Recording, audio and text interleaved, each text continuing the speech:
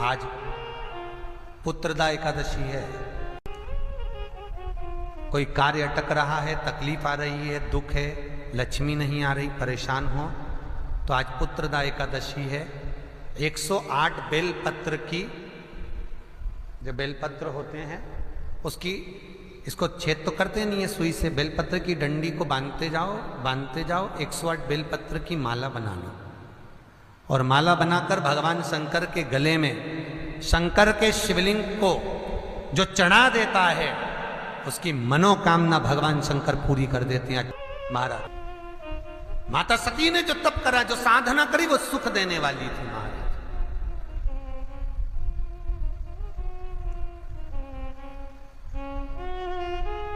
आज पुत्रदा एकादशी है और कहते हैं ये सती माता ने यही एकादशी के दिन से जो व्रत साधना करना प्रारंभ करी थी वो सुख देने वाली थी।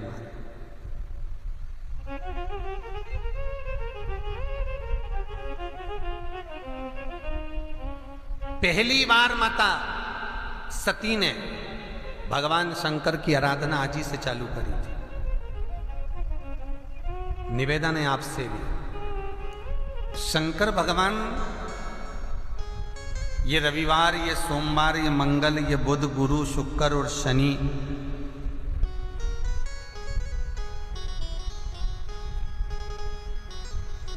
इन वारों का जब निर्माण भगवान शंकर ने करा,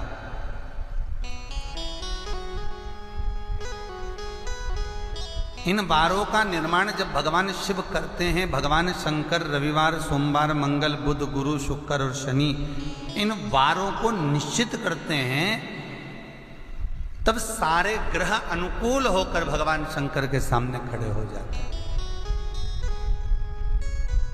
सारे ग्रह भगवान शिव के सामने, सारे ग्रह भगवान शंकर के सामने आकर खड़े होकर स्तुतियां करते हैं कि भगवान आपकी कृपा हम पर बनी रहे। 33 कोटि देवता जगत में पुजाएंगे, ब्रह्मा भी पुजाएंगे, भगवान विष्णु भी पुजाएंगे, इंद्र भी पुजाएंगे, अग्निदेव भी पुजाएंगे, वायुदेव, जलदेव, वरुण देव, गरुण देव, सारे देवताओं की पूजन होगी। पर हम ग्रहों का क्या होगा? हम ग्रहों की भी कुछ अभिलाषाएं हैं, हम ग्रहों का भी कुछ कल्याण करिए। और शंकर अवघड़दानी मेरा शिव, मेरे भोलेनाथ, जो जगत में किसी को दुखी देख ही नहीं सकते, सर्वे भवन्तु सुखिना, ये मेरा शिव का ही वचन है, सब सुखी रहो।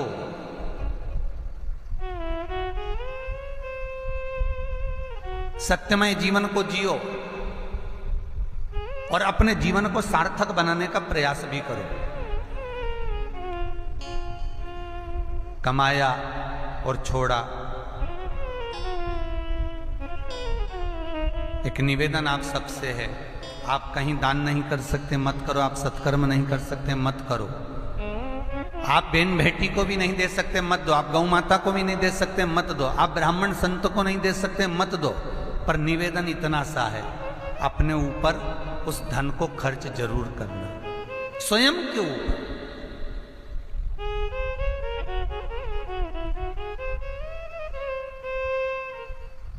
जोड़ा और छोड़ा से मतलब नहीं है, अपने ऊपर, अपने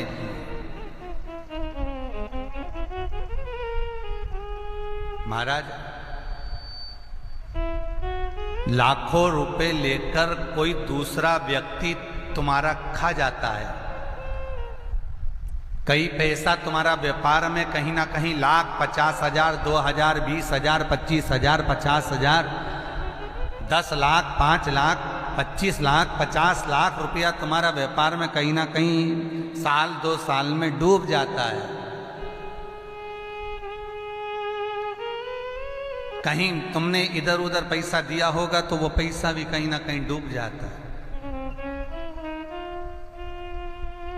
और एक एक रुपया बचाया, घर में से बचा बचा करके ये बचा लूं, वो बचा लूं, अपने सुख को समाप्त करते हुए जो तुमने धन एकत्रित करा वो दूसरे को दिया और वो दूसरा निकल गया और तुम उसका बाल बांका नहीं कर पाए।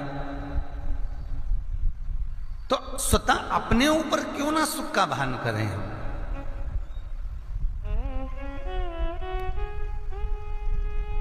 हम स्वतः अपने लिए क्यों ना उस चीज का भान करें।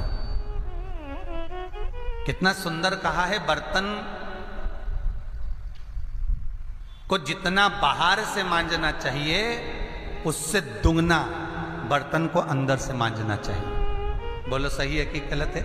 जितने टीवी के माध्यम से श्रवण कर रहे हैं, जितने फेसबुक यूट्यूब के माध्यम से श्रवण कर रहे हैं, जितने ऑनलाइन इस कथा को सुन रहे हैं, राव परिवार द्वारा, फरीदाबाद वालों द्वारा जो ये कथा सती खंड, सती चरित्र, शिव महापुराण की कथा जो हम श्रवण करने के लिए बैठे हैं, अपने चित्तवृत्ति में अपने मन पर हस्त कमल रखकर देखिए, हाथ रखकर विचार करना कि जितना बर्तन बाहर से मांजा जाता है उससे दुगना बर्तन अंदर से साफ होना चाहिए। महाराज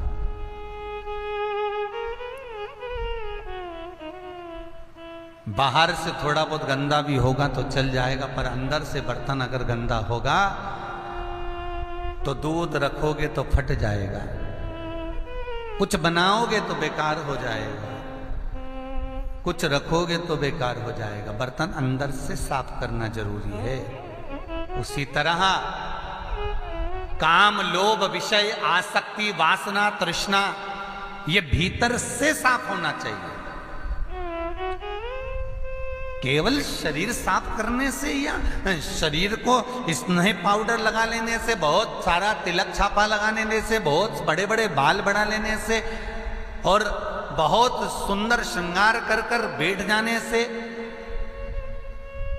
या दिखावा बहुत कर लेने से भगवान प्रकट नहीं हो सकता, भगवान प्रसन्न नहीं हो सकता।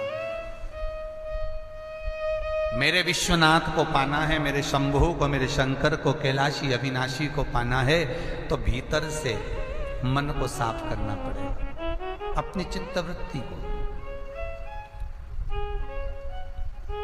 क्योंकि पाप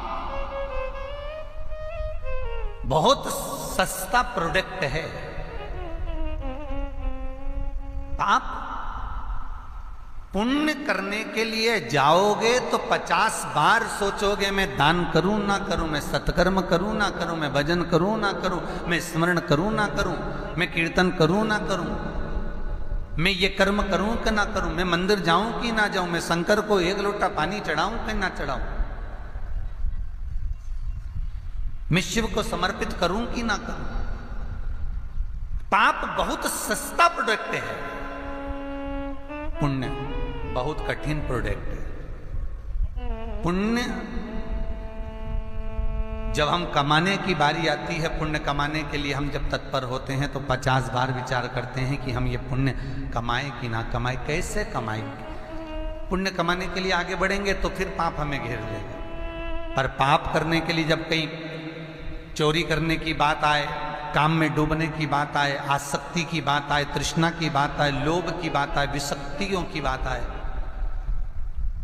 विषय और वासनाओं की बात आ जाए तो फिर हम सोचते नहीं हैं, तुरंत उसमें डूबने का प्रयास कर लेते हैं। और शास्त्र कहता है जब पाप करने के लिए जाओ तो 50 बार विचार करो तो चरण बढ़ाओ पाप करने के। पुण्यता में क्षुब्धता होती, पाप में क्षुब्धता नहीं होती, व्यक्ति टूट पड़ता है, कर बैठता है। तो पाप वो सस्ता प्रोडक्ट है पाप की, पाप तुरंत हो जाता है, बहुत जल्दी हो जाता है। पाप में कोई पैसा नहीं लगता, कोई छिन्नता नहीं होती। पाप करते समय व्यक्ति की चित्तवृत्ति में ये नहीं आता कि आगे क्या होगा। पाप बहुत सस्ता प्रोडक्ट है, पर पुण्य थोड़ा महंगा प्रोडक्ट है। पर पुण्य जब इकट्ठा होता है तो बाद में उसका कुछ धन भरना नहीं पड़ता, उसका लाभ ही मिलता है। पर पाप सस्ते प्रोडक्ट को यदि लोगे तो बाद में भोगना भी बहुत पड़ेगा।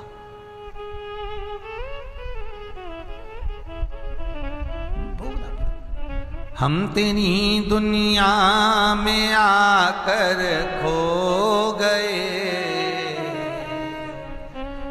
कर ना पाए हरि भजन और हम सो गए, ले ना पाए हरि भजन और हम सो गए। अभी जिस टीवी पर आप नाटक कथा सुन रहे हो, इसी टीवी पर रात्रि को 9 बजे, 10 बजे, 11 बजे तक नाटक चलेंगे। इन्हीं टीवी पर आप, इन्हीं मोबाइल पर, इन्हीं फेसबुक, यूट्यूब पर कोई फिल्म चलेगी, कोई नाटक चलेगा, कोई सीरियल चलेगा, तो आपको रात को 10 बजे तक सोफे पर बैठकर एक टकटकी लगाकर तुम सुनते रहोगे। तुम्हारी चित्तवृत्ति रगी रहेगी, नींद नहीं आएगी। क्यों? क्योंकि पाप सस्ता है और पुण्य महंगा है। पुण्य महंगा है। और शिव महापुराण, ये शंभु की कथा, ये शंकर की कथा, ये महेश्वर की कथा, ये ओंकारेश्वर महंकाल राजा की कथा, ये मेरे विश्वनाथ की कथा, ये वो फूलों की सेज है, ये वो मखमल की सेज है, जहां पर कुछ क्षण के लिए निंद्रा आ ही जाती है।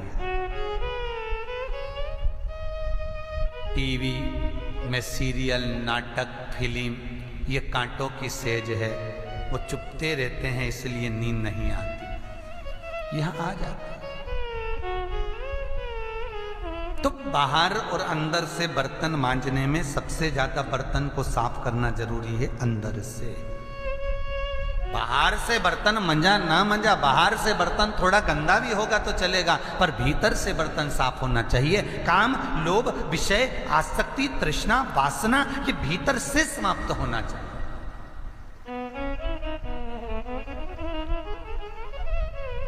कई लोग तो ऐसे हैं जिनकी पूरी जिंदगी निकल गई साहब तीर्थ करते करते। कई लोग ऐसे हैं जिनकी पूरी जिंदगी निकल गई कथा सत्संग करते करते।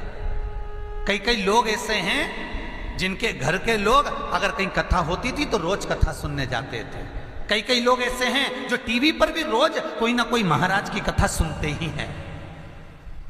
कई लोग ऐसे हैं जो दिन रात कथा में डूबे रहते हैं, उसके बाद भी बदल ही नहीं पाते, उसके बाद भी नहीं बदल।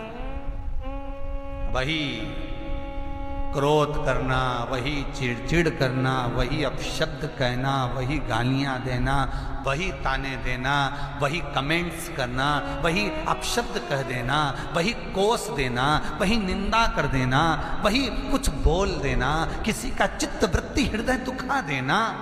तो निवेदन है, पोथी पढ़ पढ़ जगमुहा पंडित भयो ना कोई, और 2.5 अक्षर प्रेम का पढ़े सो पंडित हो। मेरा निवेदन है आपसे, आपकी जिंदगी निकल गई। कई पंडितों को कई लोग फोन लगा के कहते हैं हमने तो उनकी कथा सुनी, हमने तो उनकी कथा सुनी, हम तो इतनी कथा सुने, हमने तो इतनी कथा सुनी। महाराज मैंने तो इतनी कथा सुनी, हमारे यहाँ तो इतनी कथा होती है, हमारे गांव में हमारे यहाँ ये महाराज आया, वो महाराज आया, वो महाराज आया। महाराज तो आया, पर तूने क्या लिया ये तो बता, तूने ग्रहण कितना करा? कथा सुनने के बाद आपकी जिंदगी में अगर थोड़ा सा बदलाव आए और घर के लोग कहें आज अम्मा बदली बदली सी दिख रही है, तो समझ लो कि तुम्हारी जिंदगी में बदलाव आया है, तुम्हारे जीवन में बदलाव आया। हमारे पास कई मैसेज आते हैं, हमारे बच्चे लोग बताते हैं कि गुरुदेव उनका मैसेज आया था, उन्होंने कहा था कि हम इतने समय से कथा सुन रहे हैं, हमारा पूरे परिवार में ये बदलाव आया, हमने ये बदला है, हमने ये बदला है, हमने माता पिता को प्रणाम करने का भाव रखा, हमने ये करने का भाव रखा। तो ये तुम्हारे जीवन में बदलाव आना चाहिए। अगर वही चिड़चिड़ प्रवृत्ति, वही काम, वही लोभ, वही आसक्ति, वही तृष्णा, वही वासना, वही क्रोध, तो फिर कोई मतलब नहीं। क्यों सुनते हो फिर कथा?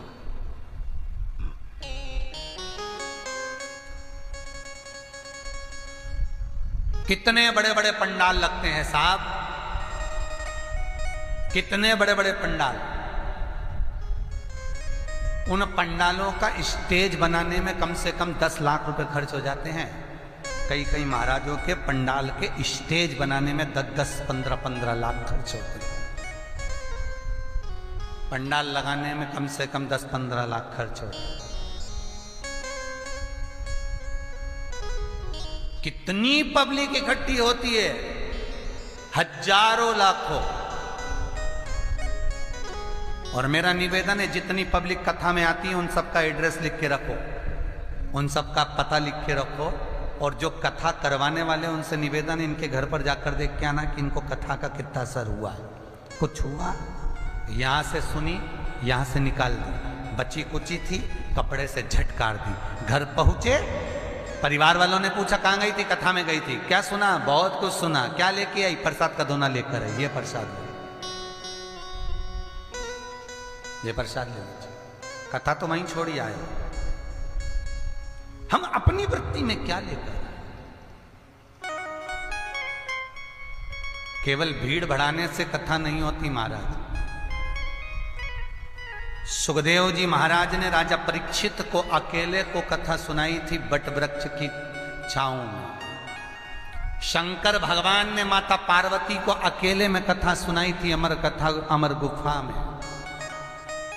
तुलसीदास जी सुंदर रामचरितमानस को अपने हृदय के लिए एकांत में बैठकर वाच रहे हैं। शायद मुझे लगता है लॉकडाउन के चलते हुए ये कथा भी जो एकांत में चल रही है, यहाँ कोई नहीं, केवल ये व्यासपीठ है, ये सामने कैमरा है, आप हो और ये सारे श्रोता भाई बहन जो अपने घर में कथा सुन रहे हैं, ये हैं।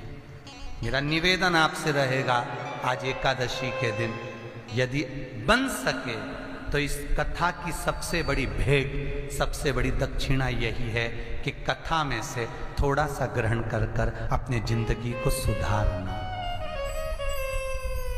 अपने जीवन को संवारना। एक ललकता भगवान शंकर को पाने की रखना कि भोलेनाथ मैंने आपकी कथा सुनी है विश्वनाथ। जैसे आपके सिर पर गंगा विराजमान है, मस्तक पर गंगा रह रही है, ऐसे मेरे घर के सभी लोगों का मस्तक ठंडा रखना। शंकर भगवान जैसे आपके गले में विष भरा है, अगर किसी के मन में कोई कपट भी आए तो उसको कंठ तक ही रहने देना, उगलना नहीं। भगवान आपके गले में भुजंग पड़ा हुआ है विषेला, हमारे घर में भी हो सकता है कि कोई विषेला विष उगलने वाला हो, पर भोलेनाथ जैसे आपने गले में डालकर रखा है उसी तरह उस विष उगलने वाले को भी आप काबू कर कर रखना। विश्वनाथ जैसे आपके घर में रिद्धि सिद्धि जैसी बहुएं आई हैं, कुमारिका जैसी बहुएं आई हैं, ऐसी बहुएं हमारे यहां हैं,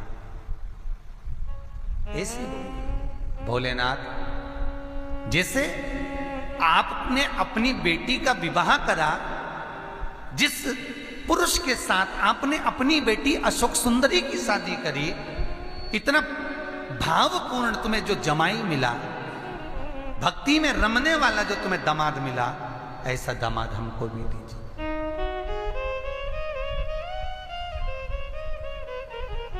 क्यों कहते हैं हम बार बार आपसे कि शंकर के मंदिर में जाओ तो अशोक सुंदरी की पूजन करो, अशोक सुंदरी का स्मरण करो? क्यों कहते हैं, किस लिए कहते हैं,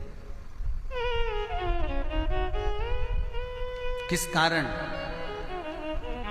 क्यों कहा जाता है? क्योंकि विवाह के लिए चाहे वर हो चाहे कन्या हो, यदि विवाह के हेतु शंकर भगवान के शिवलिंग के बीच वाले भाग में अशोक सुंदरी का स्थान होता है, शंकर भगवान की बेटी। पूरे जगत में मां जगतजननी पार्वती जी इस बेटी का जो जन्म है, एक बार माता पार्वती भ्रमण करते हुए नंदन वन पहुंची हैं काशी में।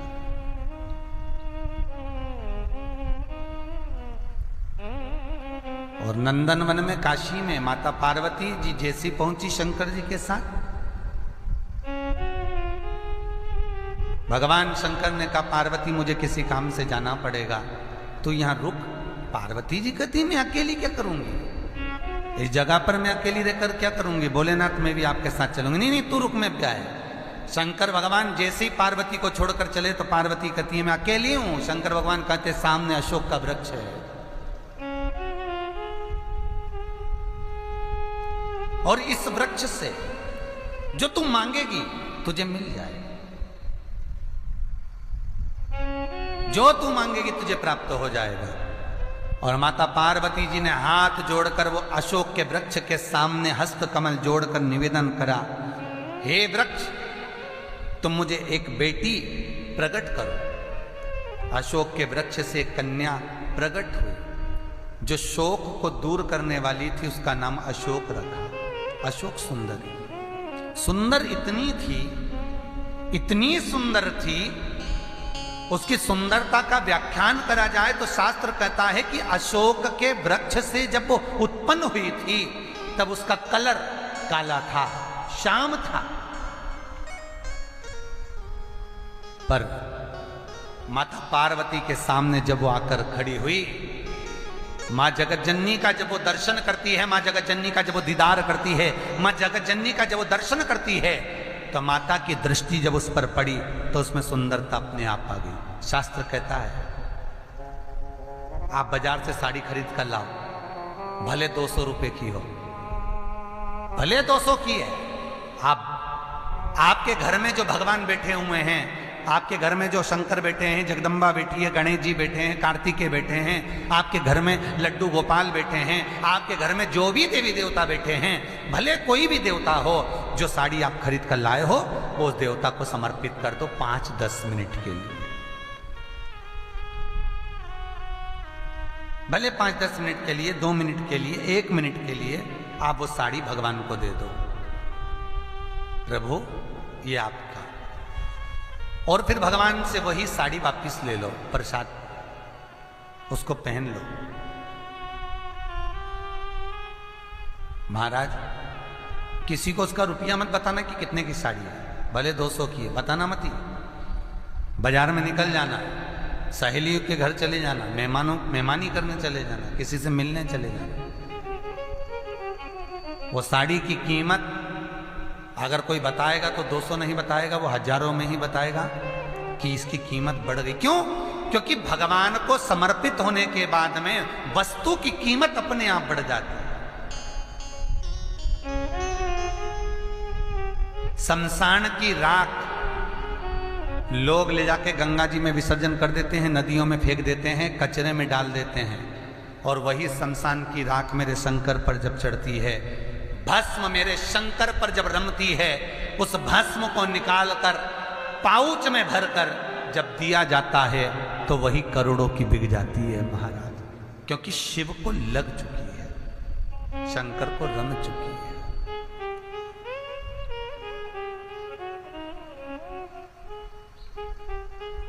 भगवान शिव को रम गई। एक कोई वस्तु आपने खरीदी, कोई चीज आपने खरीदी, वो भगवान को पहले दे दो। यदि आप भगवान को दोगे तो उसकी कीमत अपने आप बढ़ जाएगी, उसका सुख अपने आप बढ़ जाएगा, उसका आनंद अपने आप बढ़ जाएगा, अपने आप। भगवान के सामने कोई वस्तु अगर पहुंचती है, सदगुरु के सामने, भगवान के सामने, परमात्मा के सम्मुख में, भगवत के सामने अगर भगवान के सम्मुख में कोई सामग्री पहुंच गई तो उसका स्वाद बढ़ गया।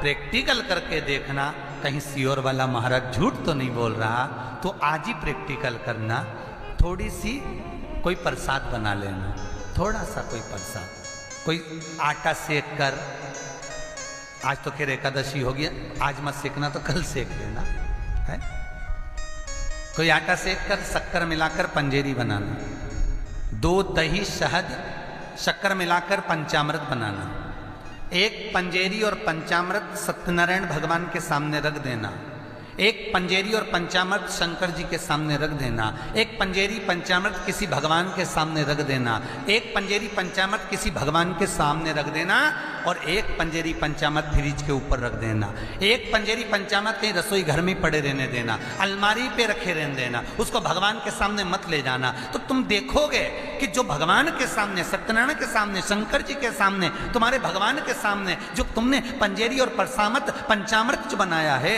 उसको खाकर देखना, उसमें स्वाद बढ़ जाएगा। और जो फ्रिज के ऊपर रखा है, अलमारी पे रखा है, रसोई घर में रखा है, उसमें स्वाद नहीं आएगा। जितने इस टीवी के माध्यम से कथा को सुन रहे हैं, फेसबुक यूट्यूब से जितने लोग इस कथा को सुन रहे हैं, एक बार प्रैक्टिकल जरूर कर कर देखना। एक राम भाजी मतलब मिक्स वेज सब्जी, अन्नकूट की सब्जी, मिक्स वेज सब्जी, राम भाजी एक बार तुम बनाना और एक बार राम भाजी मिक्स वेज सब्जी अन्नकूट की किसी भगवान को भोग लगाकर खाना, दोनों में अंतर मिलेगा। जो भगवान के सामने मिक्स वेज सब्जी का भोग लगाया है, राम भाजी का भोग लगाया है, भगवान के सामने जो सब्जी तुमने अन्नकूट की रखी है, उसमें स्वाद आ जाएगा। भले नमक नहीं हो, भले उसमें मिर्ची ना हो, भले उसमें कुछ डला ना हो, उसमें भले ग्रेवी ना हो, उसमें भले दाना सिंगदाना तिल्ली कुछ भी नहीं हो, उसमें भले कुछ ना डला हो, तो भी स्वाद आएगा। और एक तुम बना बना कर थक जाओ तो भी स्वाद नहीं आएगा, क्योंकि वो भगवान के लिए नहीं बनी, वो भगवान की। भंडारे की सब्जी, कद्दू की, काशी फल की, भंडारे की। नवरात्रि में कितने भंडारे होते हैं, गणेश जी के समय पे कितने भंडारे होते हैं, कोई गुरु जी के यहाँ फंक्शन हो, किसी के यहाँ कार्यक्रम हो, तो भंडारे कितने होते हैं। कई मंदिर चले जाओ, गोवर्धननाथ जी की परिक्रमा चले जाओ, काशी चले जाओ, महाकाल चले जाओ, कोई सोमती अमावस्या वगैरह का किसी के यहाँ भंडारा चल रहा हो, टेबल पे कोई पूड़ी सब्जी दे रहा हो, उसको खा के देखना, स्वाद आएगा। अपने साथ में जो टिफिन लेकर आए उसमें स्वाद नहीं आएगा, जो वहां का प्रसाद में स्वाद है, उसमें स्वाद बढ़ेगा। क्योंकि भगवान के सम्मुख में जो आ गया, भगवान के सामने जो पहुंच गया, उसमें स्वाद बढ़ गया, उसमें स्वाद बढ़ा,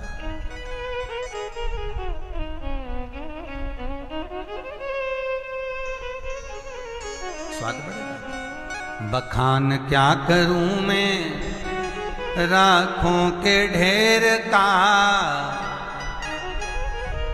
चपटी भभूत में है खजाना कुबेर का। हे गंगाधार मुक्ति द्वार ओमकार दो, आयो शरण तिहारी भोले तार तार दो, आयो शरण तिहारी भोले तार तार दो। दोनों हाथों में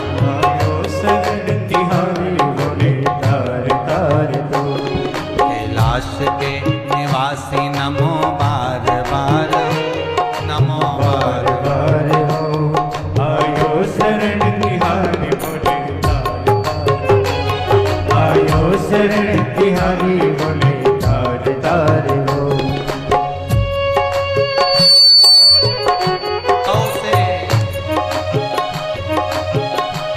बखान क्या करूं मैं राखों के ढेर का, क्या करूं मैं राखों के ढेर का, बखान क्या करूं मैं राखों के ढेर का, बखान क्या करूं मैं राखों के ढेर का।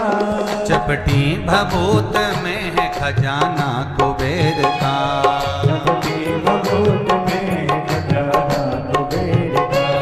हे गंगाधार मुक्ति द्वार ओमकार दो, ओमकार दो, आयो शरण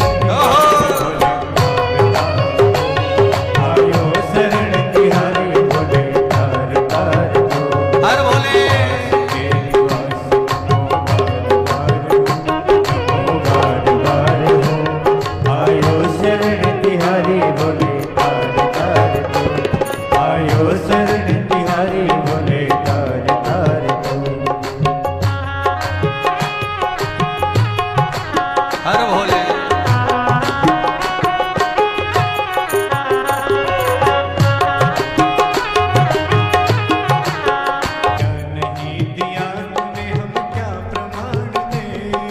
क्या नहीं दिया तुम्हें हम क्या प्रमाण दे, क्या क्या नहीं दिया हमें हम क्या प्रमाण दे, क्या क्या नहीं दिया हमें हम क्या प्रमाण दे, क्या क्या नहीं दिया हमें हम क्या प्रमाण दे। बस गए तीन लोक शंभु तेरे नाम से, बस गए तीन लोग शंभु तेरे नाम से।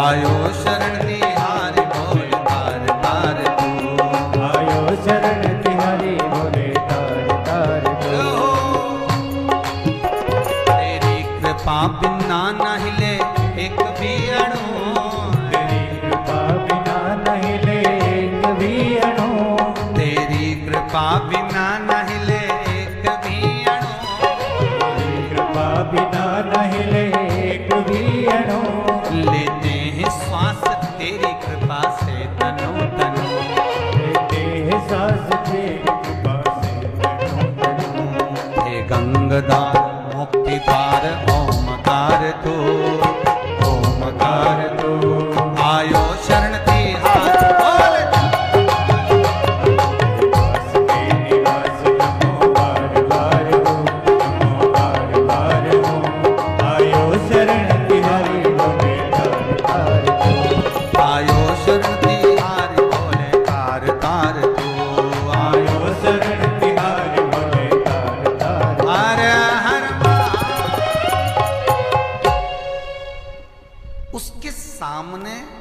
कुछ पहुंच गया,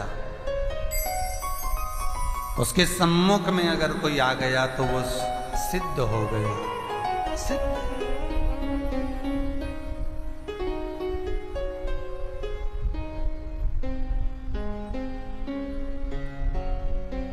अशोक के वृक्ष से, शोक के वृक्ष से अशोक सुंदरी प्रकट,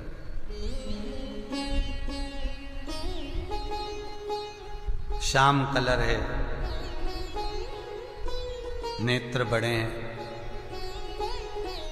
सुंदर मुख पर प्रसन्नता है, और मां जगत जननी माता पार्वती जी उसको देखकर बड़ी प्रसन्न हुई। भगवान के सामने अगर कुछ पहुंच गया, उसका स्वाद बढ़ गया, उसकी सुंदरता बढ़ गई। बहू ब्यूटी पार्लर में तैयार होती है,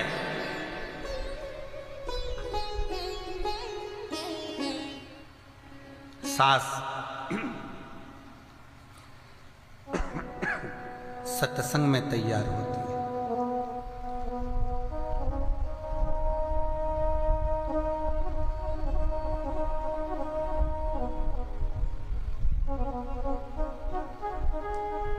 ब्यूटी पार्लर में बहू तैयार हुई है, सास सत्संग में तैयार हुई है। पार्लर की चमक थोड़ी देर में उतर जाएगी, पर जो सत्संग में एक बार तैयार हो गया, आप अपने अपने घर की बुजुर्ग माताओं को देखना, बूढ़ी बूढ़ी माओं को देखना, और एक घर की बहू को देखना, वो थोड़ा सा काम करती है, थक जाती है, बार बार मुंह धो भी लेती है, थोड़ा सा नैनों में सुरमा, थोड़ी लाली भी लगा लेती है, कंगा फेर के चोटी भी कर लेती है। और अपने घर में बुजुर्ग माँ हो, सास हो, माँ हो, उसको देखना, न बार बार मुंह धोती न चोटी करती, सुबह एक बार जो तैयार हुई, जो लगी रात तक की छुट्टी, और उसकी चमक और इसकी चमक देखना, क्योंकि ओल्ड इज गोल्ड।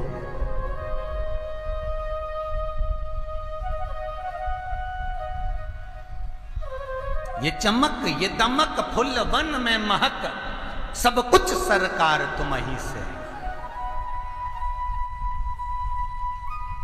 ये सारी चमक, दमक, सुंदरता, ये बाहर से प्राप्त हो जाएगी। कितना सुंदर कहा, एक ब्यूटी पार्लर बाहर में है जहां कन्याओं का श्रृंगार होता है, जिससे वर रीझ जाता है। एक ब्यूटी पार्लर, ये शिव महापुराण की कथा है, जिसमें आत्मा का श्रृंगार होता है, जिससे महादेव रीझ जाता है, जिससे भगवान शंकर रीझते। अब मर्जी आपकी है कि आप उस पार्लर में तैयार हो रहे हो कि इस पार्लर में तैयार हो रहे हो, ये मन आपका है, आपकी मर्जी है, आपका मन है कि आपको तैयार कहाँ हो। व्यासपीठ से तो केवल समझाया जा सकता है, और ध्यान देना, ज्ञानी और अज्ञानी इन दोनों को समझाया जा सकता है। किस किस को?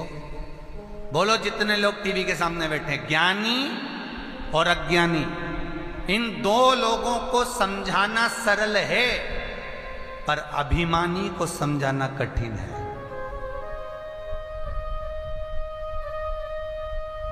ज्ञानी को भी समझा सकते हो, अज्ञानी को भी समझा सकते हो, पर जिसके भीतर ही अभिमान समाया हुआ हो, जिसके भीतर अभिमान भरा हुआ हो, वो क्या समझेगा? वो क्या? तीन तरह के लोग कथा सुनते हैं महाराज। तीन तरह के लोग कथा श्रवण करते हैं, ध्यान देना, बहुत ध्यान से सुनना। पहला श्रोता, जो कथा को सुनने के लिए बैठता है, उसको कथा से मतलब रहता, फालतू चीजों से कोई मतलब नहीं है। दूसरा सोता, जो कथा में सोने के लिए पहुंचता है, जिसको कहीं नींद नहीं आती उसको कथा में आती, इसलिए उसको नींद के लिए कथा सुनता। तीसरे नंबर पर होता है सरोता। सरोता वो सुपारी कतरने वाला, केची जैसा काटने वाला, ये तीसरे नंबर पर सरोता। ये दिन भर कथा में बैठकर बस यही सुनता है कि महाराज ने क्या बाचा क्या नहीं बाचा, पंडित जी ने तो ऐसा बोल दिया, उन्होंने तो ऐसा कर दिया। बताओ कितना दान आ रिया होगा महाराज जी के पास में। वो सरोते का काम है, वो कतरना, वो काटना। केवल दिन भर बैठकर उसने जिंदगी में कुछ भी नहीं करा, केवल कतरा ही है। और बहुत ध्यान देना, शंकर की कथा कहती है, भगवान शिव कहते हैं पार्वती से, पार्वती तू कथा में सो गई थी, इसलिए तू सोता के रूप में श्रोता है।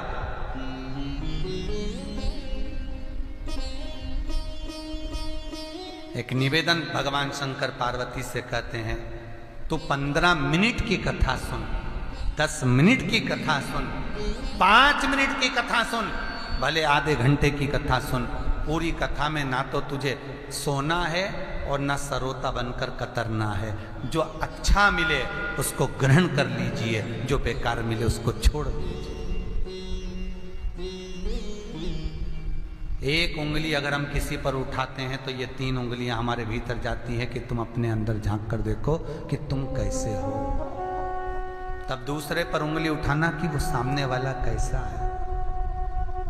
अच्छे को अच्छा नजर आएगा, बुरे को बुरा नजर आएगा, धर्मात्मा को धर्मात्मा, पुण्यवान को पुण्यवान नजर आएगा, साहूकार को साहूकार, ईमानदार को ईमानदार, धर्मात्मा को धर्मात्मा नजर आएगा, कपटी को कपटी नजर आएगा, बेईमान को बेईमान नजर आएगा, प्रपंची को प्रपंची नजर आएगा।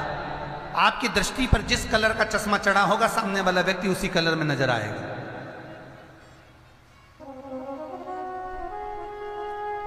हम सुधरेंगे, युग सुधरेगा, हम बदलेंगे, युग बदलेगा। ये निरंतर गायत्री परिवार कहता आया है, सुधरेंगे, सुधरेगा, बदलेंगे, बदलेगा। मेरा इतना सा निवेदन है, केवल एक तुम जगत को सुधारने की बात मत करो, मैं आप सबसे निवेदन कर रहा हूं, खुद को सुधारो, घर सुधर जाएगा। सास सोचती है मैं बहू को सुधार दूं, बहू सोचती है मैं सास को सुधार दूं, और तुम दोनों के सुधारने के चक्कर में घर का कहीं का ना कहीं का सिधर जाता, पर तुम नहीं सुधर पाते, तुम नहीं सुधर पाते। बहू सास को सुधारना चाहती है, सास बहू को सुधारना चाहती है, वो सुधरना है नहीं।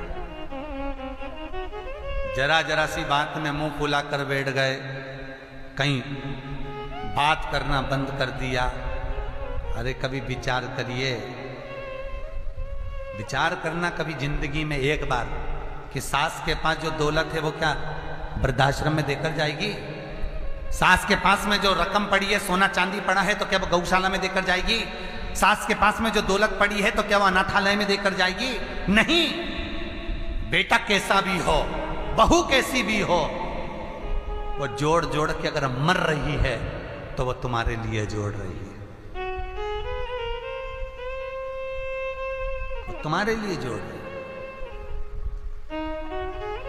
फिर भी तुम्हारे मुंह से निकल जाता है, डोकरी बड़ी कंजूसड़ी है, बुढ़िया बहुत कंजूस, 1 रुपया नहीं छूटे, पठन्नी नहीं छूटे। वो किसके लिए जोड़ रही है? कौन सा वो मोहल्ले वालों को दे देगी? नहीं। जिनके बेटे भी बाहर रहते हैं, ऐसी ऐसी बूढ़ी बूढ़ी माताओं से कथाओं में हमारा मिलना हुआ है। वो तभी ये 4-5 महीने से लॉकडाउन के चक्कर में कहीं जाना नहीं हुआ, बूढ़ी बूढ़ी माताओं से हमारा मिलना होता है, जिनके बच्चे भी बाहर रहते हैं। और पड़ोसी के बच्चे को बुलाती है, बेटा मेरी दूध की थैली ला दे, बेटा मेरी दवाई ला दे, बेटा मेरा ये ला दे, और वो पड़ोसी का बेटा दौड़ दौड़ कर सामान ला कर देता है। पड़ोसी का बेटा दौड़ दौड़ कर सामान लेकर आता है, और बूढ़ी मां बीमार भी पड़ती है तो पड़ोसी के बच्चे लेकर चले जाते हैं। तो बूढ़ी मां पड़ोसी के बच्चे को जायदाद दे देती है क्या? पड़ोसी के बच्चे को कोई रकम दे देती है क्या? कभी जिंदगी में एक सोने की अंगूठी निकाल कर दे देती है क्या? नहीं, वो जोड़कर उन्हीं बच्चों के लिए रखेगी जो दूर रह रहे हैं, कभी पूछे नहीं, रहे उन्हीं के लिए। तो फिर क्यों भेद? फिर किस बात की लड़ाई, किस बात का भेद है साहब? अर्जुन, नकुल, सहदेव, युधिष्ठिर, भीम कौरवों पर विजय प्राप्त कर कर हरिद्वार गंगा नहाने के लिए गए। तो हरिद्वार में गंगा जी हाथ जोड़कर खड़ी हो गई, मुझ में स्नान मत करना तुम। देखिए, स्वयं कृष्ण जिसका साथ दिए हैं, वो अर्जुन, नकुल, सहदेव, भीम, युधिष्ठिर के हाथ जोड़कर गंगा खड़ी है, सामने खड़ी हो गई। तो मुझ में स्नान मत करना। उठाइए महाभारत और पढ़िए, स्पष्ट लिखा है कि गंगा हाथ जोड़ी है कि तुम मुझ में स्नान मत करना।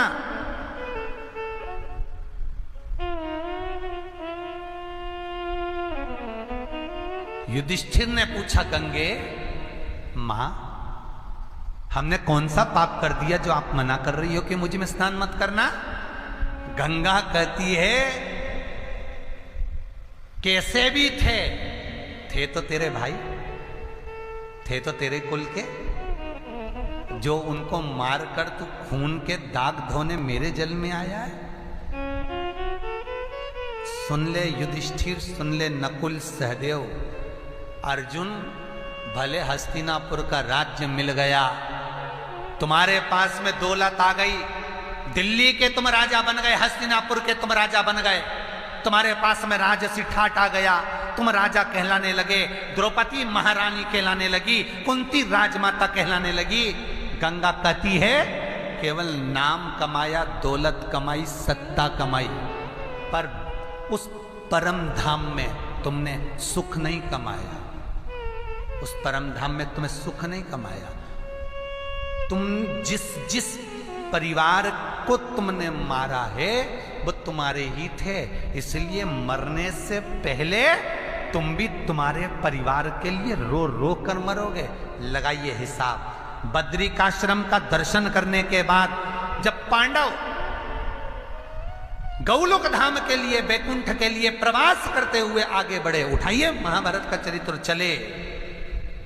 चले एक एक करते करते पहले कुंती, द्रौपदी, अर्जुन, नकुल, सहदेव चले जाते हैं। युधिष्ठिर फूट फूट कर रोता है, इनके लिए तो मैंने हस्तिनापुर जीता था, इनके लिए तो मैंने सत्ता धारण करी थी, इनके लिए तो मैंने राजपाट पाया था, और ये चले गए। रोता रोता आखिरी में युधिष्ठिर भी चले जाता है। धर्मराज की सभा में युधिष्ठिर पहुंचकर कहता है, मेरे सामने मैंने तड़पते हुए, मरते हुए देखा है। क्या पाप कर्म किया था? धर्मराज स्वयं यमराज भी कहते हैं, गंगा जी ने कह तो दिया था कि धुल नहीं पाएगा। मन का धन व्यक्ति कर सकता है, बहुत ध्यान देना महाराज। किसी का 5,000, 10,000, 50,000 रुपया तुमने खा लिया, तुम थोड़े समय तो सुखी हो जाओगे। किसी का रखा हुआ बैग तुमने चुरा लिया, तुम थोड़े समय तो सुखी हो जाओगे। तुमने किसी का मोबाइल उठा लिया रास्ते में से, थोड़े समय तो तुम सुखी हो जाओगे। किसी का पड़ा हुआ धन मिल गया, तुमने ले लिया, तुम थोड़े समय तो सुखी हो जाओगे, पर बाद की जिंदगी तो नरक जैसी ही भोगना है भाई। पहले के समय में इतनी ईमानदारी थी, कोई 2-5 हजार 10,000 उधार लेकर जाता था तो तुरंत लौटाता था, उसको भोजन नहीं भाता था, साफ नींद नहीं आती थी, उसका पैसा देना है, उसका पैसा देना है, एक एक रुपया जोड़कर रुपया वापस कर कर आता था, वापिस कर कर आता था। आज के जमाने में कोई उधार लेकर जाए, बिना ब्याज के भी कोई दे दे तो सबसे पहले वो जीमने की सोचता है, ये सोचता है मैं पर खा लोगे। एक कथा शिव महापुराण की, एक सेठ जी सबको उधार पैसा देते थे, सबको उधार, और एक कागज पे लिखवा लेते थे या जन्म में दोगे कि अगले जन्म में दोगे, और सिग्नेचर कर दो।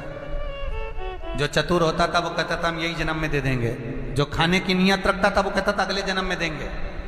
एक चोर को मालूम पड़ गया कि सेठ जी के पास में बहुत धन है और वो सबको उधार पैसा देता है और कहता है कि या जन्म में दोगे कि वह जन्म में दोगे, सबको उधार देता है। चोर ने सोचा इतना पैसा है तो जरा मैं भी जाके देख लूं, सेठ जी से पैसा उधार लूंगा, बच्चे का ब्याह का कह दूंगा, उधार ले लूंगा, तिजोरी देख लूंगा, रात को जाके माल चुरा लूंगा। पहुंच गया चोर, सेठ जी मेरी बेटी की शादी है सेठ जी। सेठ जी कहने लगे ले लो रुपया, कितना चाहिए? मात्र 20,000।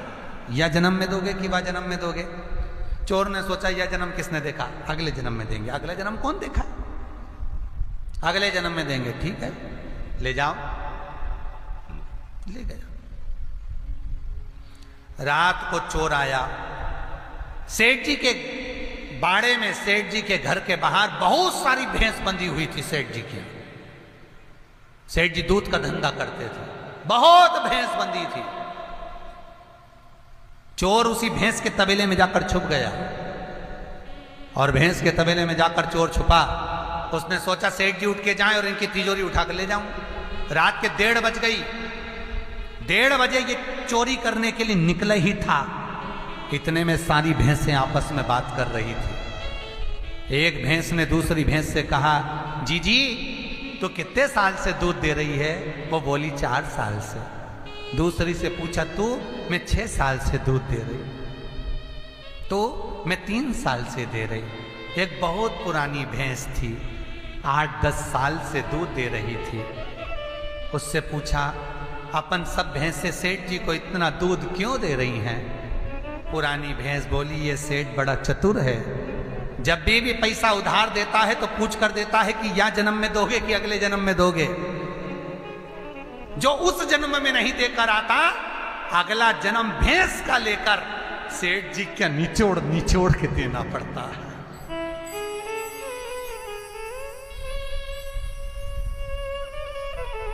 खाकर सबसे पहला ध्यान रखना, यदि किसी का धन लिया है, कोई ने तुम्हें ब्याज बट्टे से नहीं दिया, इससे ही दे दिया, तो सबसे पहले उसका लौटाना कि भाई इसने समय पर मुझे सहायता करी है, समय पर मुझे सुख दिया है, पहले तू ले ले भैया, क्या पता फिर मौका मिले फिर दे देगा।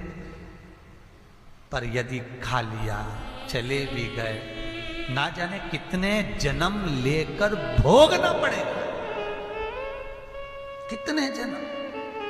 ये कई लोग हमारे पास में आते हैं, कई लोग आते हैं और कई लोग फोन लगा कर कहते हैं गुरुजी से कहिए हमारा पैसा डूब गया, गुरुजी से कहिए हमारा पैसा वो खाकर चले गया, गुरुजी से कहिए उसने हमारा रुपया रख लिया, वो दे नहीं रहा। मेरा निवेदन है, पूर्व समय में तुम उसका खाए थे, इसलिए आज के समय में वो तुम्हारा खाकर चले गए, तुम बाल बाका नहीं कर पाए, ले गया। कर्म का भोग तो भोगना पड़ता है। शिव महापुराण की कथा कहती है भगवान से नहीं डरना, मत डरो, परमात्मा से नहीं डरना, मत डरो, राम कृष्ण शंकर से नहीं डरना, मत डरो, देवी देवताओं से नहीं डरना, मत डरो, घर के माता पिता से नहीं डरना, मत डरो, घर के बुजुर्गों से नहीं डरना, मत डरो, घर के बुजुर्ग बंधुओं से नहीं डरना, मत डरो, गुरु शिष्यों से नहीं डरना, मत डरो, साधु संतों से नहीं डरना, मत डरो, पर अपने कर्म से जरूर डरना, क्योंकि कर्म का भोग तो परमात्मा को भी भोगना पड़ता है। सीता जी ने एक चिड़िया को कैद में रखा था तो माता जानकी को कैद में पड़ना पड़ा था। राम जी ने छुपकर बाली को मारा था तो कृष्ण अवतार में वही बाली ने छुपकर भगवान कृष्ण के चरणों में बाण मारा था। भोगना तो पड़ेगा, एक जन्म में नहीं भोगोगे तो 10 जन्म लेना पड़ेगा, 10 जन्म में नहीं भोगोगे 20 जन्म लेना पड़ेगा, तो भोगना पड़ेगा। मत डरो किसी से। कई लोग कहते हैं हम नहीं डरते, मत डरो, भोगना तो पड़ेगा। इसलिए मत बुरे कर्म कर बंदे, वरना पछताएगा, भगवान की आंखों से तू बच नहीं पाए।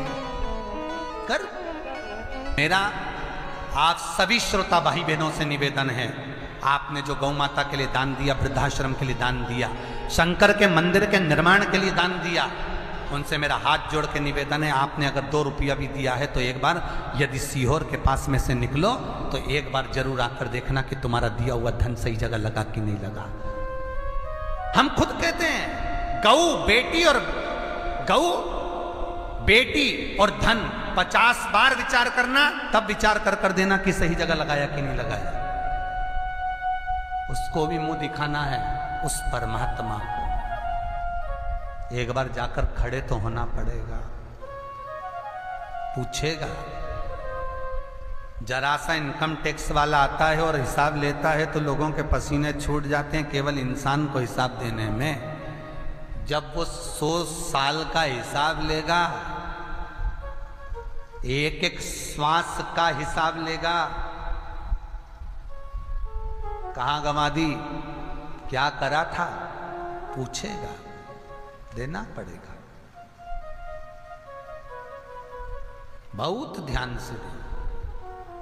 लक्ष्मी भी देना है तो अच्छी जगह देना, बेटी देना तो अच्छी जगह देना, किसी पियक्कड़ को मत देना, जुआरी को मत देना, जो बेटी का सम्मान ना करे उसको मत देना। गौ माता किसी ऐसे ब्राह्मण को मत देना, तुमने तुम्हारे ससुर के निमित्त से, तुमने तुम्हारी सास के निमित्त से गाय किसी ब्राह्मण को 12वें के दिन 13वें के दिन सास ससुर कहीं चले गए, मर गए, उनके निमित्तार्थ ब्राह्मण को दे दी। ब्राह्मण ले गया, थोड़े दिन बांध के रखी, दूसरे को भेज दी, दूसरे से तीसरे को, तीसरे से चौथे को, वो गाय कसाई के हाथ कट गई। बद्दुआ तुझे लगेगी कि संकल्प तूने दिया था। ठीक तो श्रेष्ठता में दीजिए।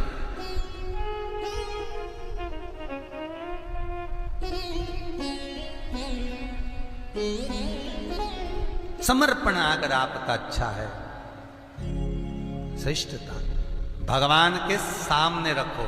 भगवान के सम्मुख में कोई वस्तु है, भगवान के सामने। मैं आपसे फिर निवेदन करूंगा, एक बार फिर से कहूंगा, अदालत में कोई केस चल रहा है, किसी एग्जाम में आप बैठ रहे हो, किसी परीक्षा को आप देने जा रहे हो, फॉर्म भरा है, एग्जाम में बैठ रहे हो, किसी जगह पर लगे हो, कोई चीज आप करने जा रहे हो, तो सबसे पहले वो फॉर्म मेरे भगवान के सामने रखो। मेरे भगवान के सामने वो फॉर्म सबसे पहले मेरे भगवान के सामने होना चाहिए। और उस विश्वनाथ से, उस भोलेनाथ से, वो भरण पोषण करने वाले शंभु शंकर से, मेरा उमा महेश से निवेदन करो कि ये आप भर रहे हो, आपने करा है, ये आपका है। मैं तो केवल निमित्त हूं मेरे शंकर। बाबा, दुनिया के लोग परेशान कर रहे हैं, मैं तो केवल आपका दास हूं। बाबा, ये केस आपकी अदालत में चलना चाहिए, मुझे मतलब नहीं, मुझे मतलब नहीं।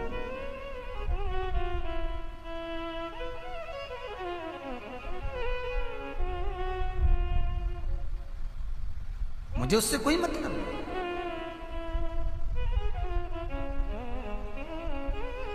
आज इंदौर के एक भगत का फोन आया, गुरुजी से पूछो, पिताजी को बीमारी हो गई है ये कोरोना महामारी के चलते, कोई उपाय?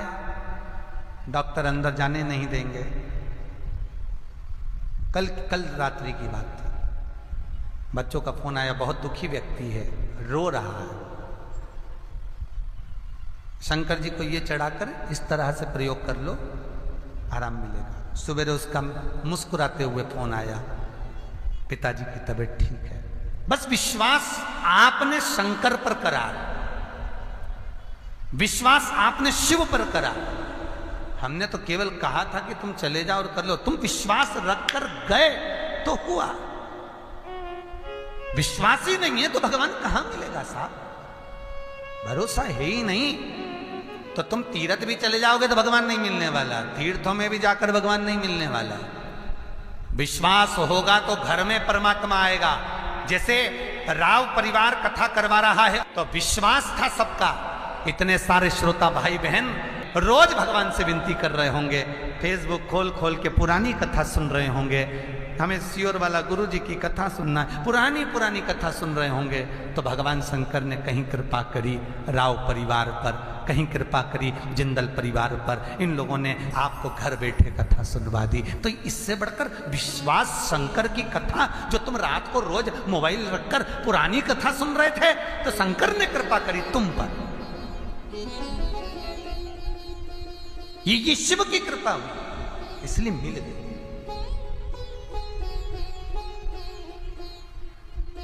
नहीं तो चली रही थी वही पुरानी डली हुई है, सुनते रहो, चल रहा है। पर कुछ तो कृपा मेरे विश्वनाथ ने आप पर करी है, कुछ तो करुणा मेरे शंकर ने करी है, जो आप श्रवण कर। राव परिवार को साधुवाद का धन्यवाद का, जो आपका धन सत्कर्म में लगा है। लाखों जनता इस कथा को श्रवण कर रही है, जीवन को सार्थक कर रही है। जोड़ा और छोड़ा, ये तो जीवन का नियम है।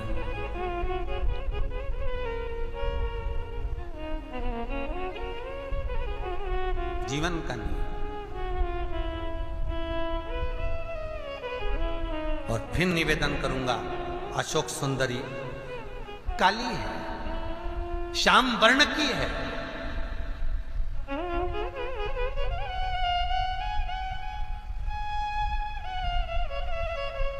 श्याम वर्ण है।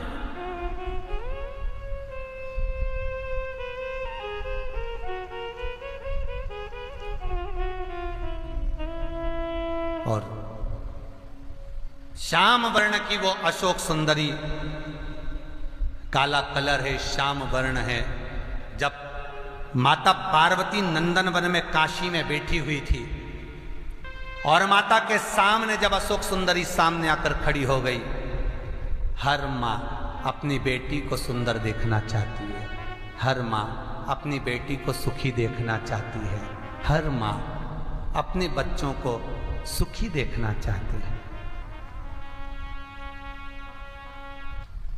पार्वती को लगा कि शंकर भगवान को सबसे ज्यादा दुख होगा अशोक सुंदरी को देखकर। क्यों? बेटा मां को प्रिय होता है और बेटी बाप को प्रिय होती है। शंकर भगवान को जितने गणेश प्रिय नहीं, शंकर भगवान को जितने कार्तिकेय प्रिय नहीं, शंकर भगवान को उतनी प्रिय है शंकर भगवान की 6 लड़कियां। 5 तो जया, विषहरा, शामरीबारी, दोतली और देव जो गंगा जी से प्रकटी, और 6ठे नंबर की ये बेटी अशोक सुंदरी जो पार्वती के सम्मुख में वृक्ष से प्रकटी। शंकर की प्रियता है। जितने लोग कथा को सुन रहे हैं इस टीवी के माध्यम से, जितने लोग कथा को ऑनलाइन श्रवण कर रहे हैं, उन घर में अगर पिता होगा तो उस पिता की दशा बेटी से है और बेटी की दशा पिता से है। कितना सुंदर कहा है भीष्म गीता में। भीष्म गीता, भीष्म पितामह बाणों की सैया पर पड़े रहकर अर्जुन को ज्ञान उपदेश देते हैं। कई गीता हुई, कपिल गीता, दत्त गीता, श्रीमद् भगवद गीता, गर्भ गीता, उसमें एक गीता है, एक ललिता गीता भी, एक गीता उसमें भीष्म गीता है। पढ़िएगा कभी। भीष्म गीता में अर्जुन को भगवान भीष्म पितामह बाणों के सैया पर पड़े रहकर कहते हैं, अरे अर्जुन, 4 तरह का भोजन बेकार होता है। पहला, जिस भोजन की थाली को ठोकर लग गई वो नाली में पड़े हुए कीचड़ के बराबर होता है। दूसरे नंबर का भोजन, जिस भोजन की थाली को कोई लांग कर चले गया वो भोजन भ्रष्टा के बराबर होता है, गंदगी के बराबर। तीसरे नंबर का भोजन, जिस भोजन की थाली में बाल पड़ा हो, केश पड़ा हो, वो दरिद्रता देने वाला होता है। और चौथे नंबर का भोजन अर्जुन, अगर पति और पत्नी अगर एक ही थाली में भोजन कर रहे हैं तो वो मदिरा के तुल्य होता है। कई लोग कहते हैं एक ही थाली में भोजन करो तो प्रेम बढ़ता है, प्रेम बढ़ता है। शिव महापुराण की कथा कहती है पति और पत्नी अगर एक ही थाली में भोजन करते हैं, एक ही थाली में अगर पति और पत्नी भोजन करते हैं तो उस घर की दशा देखिएगा।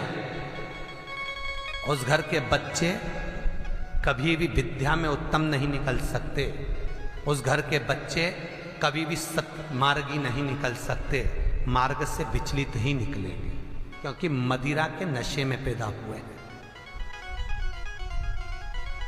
और सुन अर्जुन सुन, यदि बेटी कुंवारी है और बाप के साथ में बैठकर भोजन करती है तो उस बाप की कभी अकाल मौत नहीं होती है, क्योंकि बेटी बाप के काल का हरण कर लेती है। बेटी कुंवारी है, बेटी की शादी हो जाए जब भले वो पिता के साथ भोजन ना करे क्योंकि गोत्र बदल गया, पर बेटी जब तक कुंवारी है बाप के साथ बैठकर भोजन करेगी तो बाप के काल को हरण कर लेती है। ये उसी तरह जैसे एक गाय ब्याह गई हो और एक गाय कुंवारी हो। महाराज, ब्याही हुई गाय का गोबर से लीपने से ज्यादा फलदायी होता है कुंवारी गाय का गोबर से लीपना, वो ज्यादा फलदायी है बछिया के गोबर से लीपना, कुंवारी गाय के गोबर से जो ब्याही ना हो। कितना कितना शास्त्र प्रमाण देता है महाराज। कई लोग दुखी भी हो रहे होंगे आज हमारी कथा सुनकर कि भगवान गुरु जी आपने कह दिया कि एक थाली में भोजन मत करो और हम तो इतने साल से करते हुए आ रहे हैं और अलग अलग करेंगे और ऐसा और वैसा। कई लोग तो चैनल ही बंद कर देंगे, कई लोग तो टीवी बंद कर देंगे। बताओ महाराज जी ऐसा बोल रहे हैं। तो मेरा निवेदन है, एक दादा थे, उन्होंने कहीं मेरठ से पहले कथा टीवी पे आई होगी तो उन्होंने सुन ली होगी फेसबुक पर, तो उन्होंने कहा गुरुजी ने ऐसा बोला कि पति और पत्नी एक थाली में भोजन नहीं करे और हम तो इतने साल से कर रहे हैं और हम तो छोड़ ही नहीं सकते। तो बच्चों ने पूछा आपकी उम्र कितनी है? तो के 52 साल की। तो बच्चों ने भी कह दिया नहीं छोड़ना हो तो तुम्हारी मर्जी करो, आग लगे बस्ती में अपन रहो मस्ती में। यहां तो शास्त्र तो कह रहा है ना कि ज्ञानी को अज्ञानी को समझाना सरल है, पर जिसके भीतर अभिमान भर गया, अहंकार समा गया, जो खुद को स्वतः ही भगवान मानता हो, स्वयं को वेद पाठी, स्वयं को शास्त्रों का प्रमाणित मानता हो, उसको कौन समझाएगा साहब? जिसके भीतर अभिमान भरा, अहंकार भर गया हो, उसे कौन समझा सकता है? हम तो केवल इस व्यासपीठ से उतना ही कह देते हैं जितना इस कथा पुराण में लिखा है। उसके बाद मर्जी आपकी, आप सुधरो कि सिद्धरो, आपकी मर्जी। कहना हमारा काम है, सुनना आपका काम। करना हो तो ठीक है, ना करो तो आग लगे बस्ती में अपन रहो मस्ती में। मीराबाई जैसे अलमस्त रहो, मैं तो चली वृंदावन राणा, मेरे तो भाग जगे तेरे मेलों में आग लगे। हमें कहीं करना, हम तो कह सकते हैं कि आपको करना हो तो ठीक है, ना करना हो आपकी मर्जी। भीष्म गीता कह रही है। तो यहां पर शास्त्र कहता है कि बेटा मां को प्रिय होता है और बेटी बाप को प्रिय होती है। कथा वो चल रही है। इसलिए पिता के सामने अगर बेटी कुंवारी हो तो पापा के साथ भोजन करे, पिता के साथ भोजन करे। लोग कहते हैं बेटी की विदाई में सबसे ज्यादा मां रोती है। शिव महापुराण की कथा कहती है बेटी की विदाई में सबसे ज्यादा बाप रोता है।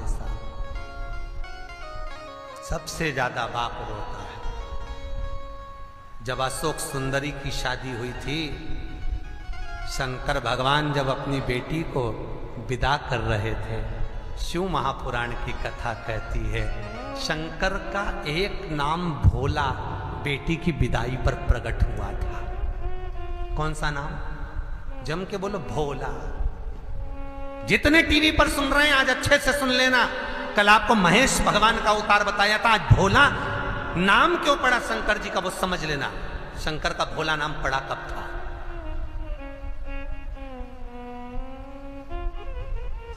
कितना भी करोड़पति बाप हो साहब, कितना भी धनपति बाप हो साहब, बेटी की विदाई पर वो कंगाल ही समझता है कि मेरी बेटी को मैंने डॉक्टर बना दिया, इंजीनियर बना दिया, बेटी को पढ़ा लिया, लिखा दिया, विद्वान बनाया।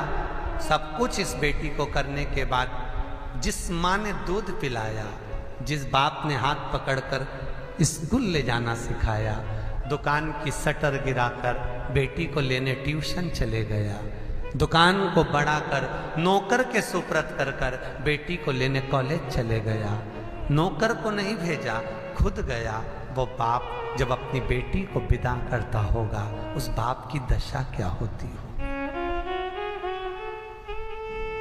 उस बाप की दशा क्या होगी। जितना मां नहीं रोती बेटी की विदाई में, उतना बाबुल रोता है। शंकर भगवान की मृगछाला को अशोक सुंदरी सजाती थी। शंकर भगवान की मृगछाला को अशोक सुंदरी साफ करती थी। शंकर भगवान के कमंडल में जल गंगा का लेकर आती थी। एक दिन शंकर जी ने गौरा से पूछा पार्वती से, पार्वती साधना से उठता हूं, जल भरा हुआ मिलता है, कहीं से आता हूं तो आसन बिछा हुआ मिलता है, पार्वती क्या तू लगा देती है आसन? पार्वती कहती है शंभू बाबा से, भोलेनाथ से, प्रभु मैं घर के कार्य में लगी रहती हूं, बाहर नहीं आ पाती, पर मुझे लगता है अशोक सुंदरी ये सब साज सजाती होगी। एक बेटी और बाप का प्रेम क्या होता है वो शंकर से सीख लो साहब। एक बहन और भाई का संबंध क्या होता है, शंकर और शंकर की बहन से सीख लो साहब। एक बहू और सास का संबंध क्या होता है, मेरी पार्वती और रिद्धि सिद्धि से सीख लो साहब।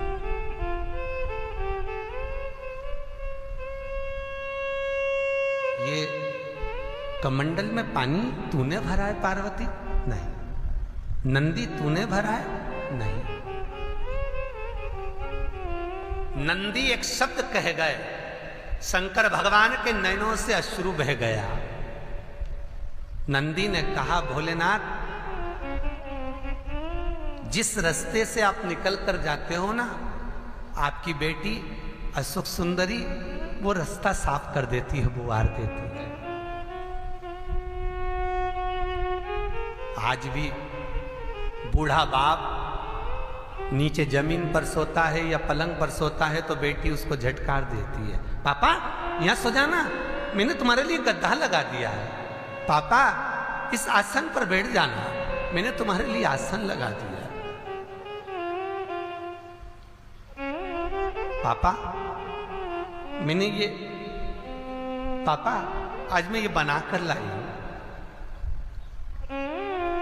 अशोक सुंदरी ने अपने भाई गणेश के लिए जब मोदक बनाया था तो गणेश को तो बाद में खिलाया, पहले उस मोदक का चूरमा बनाकर, कहते हैं शंकर जी को चूरमे का प्रसाद चढ़ता है, सबसे पहला चूरमा मेरी अशोक सुंदरी ने बनाया था अपने बाबा के लिए, अपने पिता के लिए।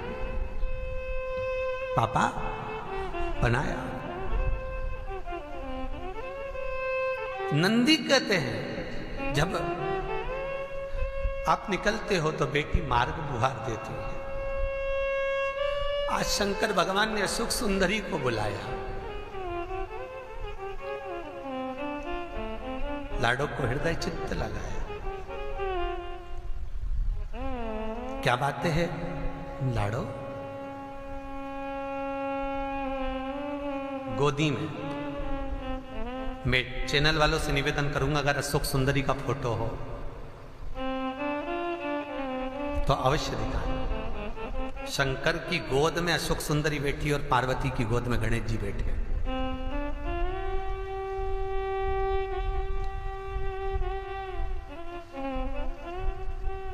शंकर के परिवार का अगर दर्शन करोगे तो शंकर की गोद में अशोक सुंदरी है और पार्वती की गोद में गणेश है। गोद में बिठाकर अशोक सुंदरी से शंकर कह रहे हैं, अशोक सुंदरी लाडो, तू क्यों पानी भरती है? नंदी है ना, श्रृंगी है ना, भृंगी है ना, वो भर देंगे ना। अशोक सुंदरी का शब्द सुनना। बाबा, मां कह रही थी कि तेरी शादी हो जाएगी जब तू चली जाएगी, पर जब तक हूं ना पापा, पिता, बाबुल, तब तक तो सेवा करना चाहिए ना। बेटी कुंवारी है, मेरा निवेदन है, वो बाबुल के प्राण है साहब। लोग फोन कर कर पूछते हैं बेटी की शादी करना है, गुरुजी कब होगी?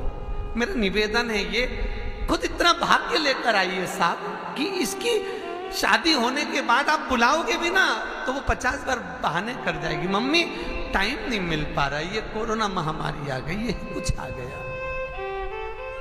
आएगी नहीं।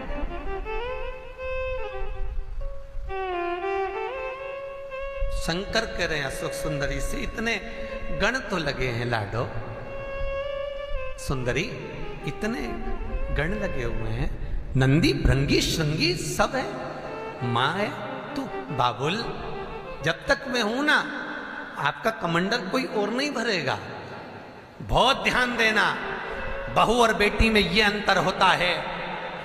बहू को कहना पड़ता है कि बेटा चाय बना दे, मुझे पीना है, और बाबुल जब आता है बेटी उसका मुख देखकर पहचान जाती है कि मेरे पापा को आज चाय देना है मुझको। बेटी पहचान जाती है कि मेरे बाबुल को जल की जरूरत है, चाय देना है उसको। आकर पूछ लेती है, पापा आप ऑफिस से आए हो, चाय बना दूं मैं आपके लिए? मम्मी कहां गई? बाप कहता है वो बना देगी ना बेटा, तू बैठ, तू पढ़ ले, तू ये काम कर ले। नहीं पापा मैं बना कर लाती हूं। नहीं आता तो भी बनाएगी, दौड़ेगी। उसकी दशा अशोक सुंदरी शंकर से कहती है, बाबा जब तक मैं हूं कमंडल में भर दूंगी। बाबा आपको मेरा भरा हुआ कमंडल ठीक नहीं लगता क्या? लाडो ऐसा नहीं कहा मैंने। बाबा कैलाश पर बहुत कंकर हैं, बाबा कैलाश पर बहुत कांटे हैं, बाबा मैं मार्ग बुआर देती हूं। शंकर भगवान अशोक सुंदरी को देखकर भाव से मन में विचार करते हैं, भगवान बेटी तो हो,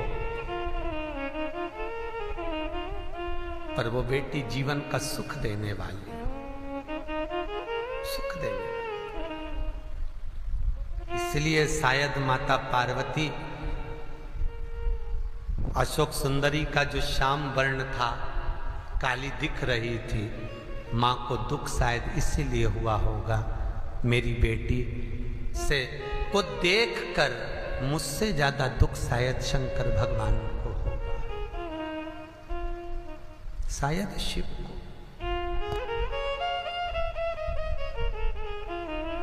क्यों ना मैं इसको सुंदर बना दूं। मां ने अपनी दृष्टि देकर अशोक सुंदरी को सुंदरता प्रदान कर दी, बहुत सुंदर हो गई अशोक सुंदरी। डोला करती कैलाश, शंकर भगवान आए, माता ने कहा ये पुत्री है अपनी, लेकर चले। कहते हैं पार्वती की गोद में निरंतर गणेश को देखोगे और शंकर भगवान की गोद में निरंतर अशोक सुंदरी का ही दीदार पाओ। इसलिए शंकर भगवान ने गणेश और कार्तिकेय को तो दूर भी रखा, अशोक सुंदरी को तो बीच मध्य में रखा, बीच मध्य में, मध्यस्थ में। आ गए कैलाश, समय आया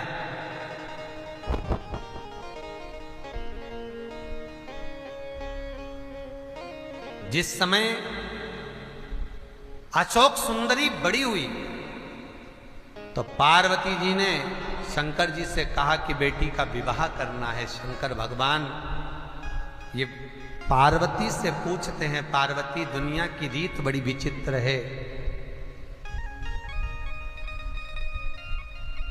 कि पालता पोसता कोई और, जन्म किसी और ने दिया और ले जाता कोई और।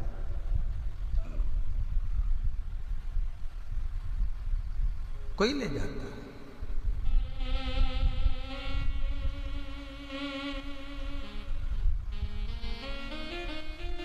जन्म देने वाली मां और ले जाने वाला कोई और, पर विवाह तो करना पड़ेगा। राजा नहुष के साथ में शंकर भगवान अपनी बेटी अशोक सुंदरी का विवाह करते हैं। विवाह राजा नहुष के साथ में जब पक्का हो गया, शिव महापुराण की कथा कहती है हुंड नाम का राक्षस आया। वो हुंड इतना वीर था और उस वीर राक्षस ने, असुर ने अशोक सुंदरी की सुंदरता को देखकर अशोक सुंदरी को पाने का प्रयास करा। जिस समय पर माता अशोक सुंदरी भगवान गणेश और कार्तिकेय के साथ में भ्रमण कर रही थी, बगीचे में घूम रही थी, हुंड राक्षस ने अशोक सुंदरी को ले जाना चाहा। तब भगवान गणेश के साथ में हुंड राक्षस का युद्ध हुआ, पर हुंड राक्षस का युद्ध तो हुआ पर गणेश जी से जीत नहीं पाया। भगवान गणेश हुंड से जीत नहीं पाए, क्योंकि हुंड के पास में ब्रह्मा का बल था, हुंड राक्षस के पास में, असुर के पास में देवताओं का बल था।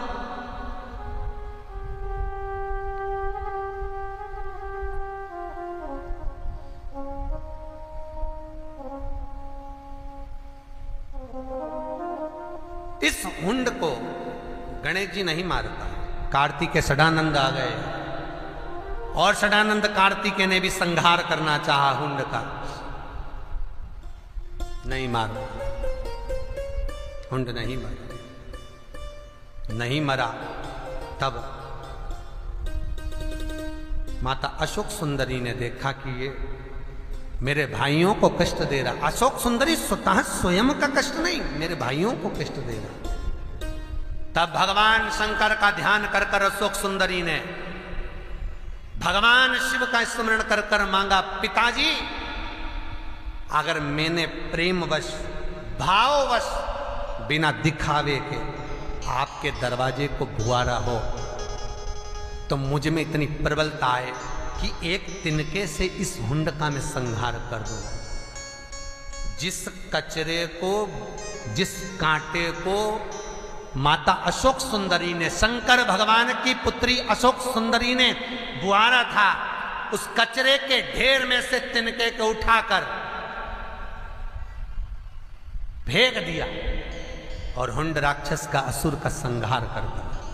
कितनी सुंदर चरित्र है शिव महापुराण का। शायद जिंदगी में श्रवण करने को मिले ना मिले, पर राव परिवार द्वारा जो कथा हो रही इसमें अच्छे से सुन लो शंकर के इस परिवार की कथा।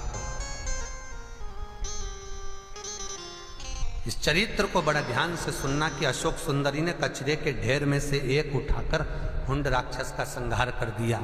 शिव महापुराण की कथा कहती है शंकर के मंदिर में जल चढ़ा वो एक अलग बात है, बेलपत्री चढ़ा वो अलग बात है, दूध चढ़ा वो अलग बात है, पर शिव महापुराण की कथा कहती है किसी शंकर मंदिर में जाकर अगर पानी से केवल मंदिर को धो दिया, धो भी नहीं सकते तो बुआरी लगा दी, बुआरी नहीं लगाते तो एक कचड़े से साफ कर कर कचरे के ढेर को ले जाकर बाहर पटक दिया, पीछे की ओर डाल दिया, कहीं एक और पटक दिया, मंदिर को स्वच्छ कर दिया। तो याद रख लेना, जैसे अशोक सुंदरी ने हुंड राक्षस का संहार करा, आप भी अपनी जिंदगी में, आप अपनी जिंदगी में दुख, तकलीफ, कष्ट का संहार कर सकते हो। दुख, तकलीफ, कष्ट का निवारण कर सकते हो। शंकर के मंदिर में जल चढ़ा रहे हो अपनी जगह पर, बेलपत्र चढ़ा रहे हो अपनी जगह। सावन महीने में पानी बाहर गिरता है, लोग मंदिर जाते हैं, जगह जगह कीचड़ हो जाता है। अगर आप मंदिर में गए हो तो एक कपड़ा साथ में ले जाओ, उसको पोंछ कर धोकर फिर कहीं लेके चले जाना, क्या दिक्कत है? मंदिर को स्वच्छ रखना। भगवान जहां निवास कर रहे हैं वहां स्वच्छता का भाव। भगवान शंकर की पुत्री अशोक सुंदरी ने मार दिया हुंडासुर। बेटी का विवाह हुआ, जब विदा हुई है अशोक सुंदरी, बहुत ध्यान देना, शंकर भगवान ने चोर को कुबेर बना दिया था। शंकर भगवान ने लंकापति रावण को सोने की लंका दे दी थी। शंकर भगवान ने भस्मासुर को कंगन दे दिया था। शंकर भगवान ने दुनिया को कुबेर का खजाना दे दिया था। शंकर भगवान ने राम जी को सेतु बना दिया था। शंकर भगवान ने भगवान कृष्ण के घर में 16,108 रानियों से जब औलाद नहीं हुई, संतान नहीं हुई, तब भगवान कृष्ण ने नागेश्वर धाम में बैठकर जब भगवान शंकर की आराधना करी, तब शंकर की कृपा से एक एक रानी से 11-11 संतान हुई। 1,77,180 भगवान 181 संतान जब भगवान कृष्ण के यहाँ उत्पन्न हुई, तो शंकर भगवान ने जब कृष्ण को औलाद दे दी, राम जी का भंडार भर दिया, इंद्र को सत्ता प्रदान कर दी, चोर को कुबेर बना दिया, वो भगवान शंकर क्या नहीं देते बेटी की विदाई में।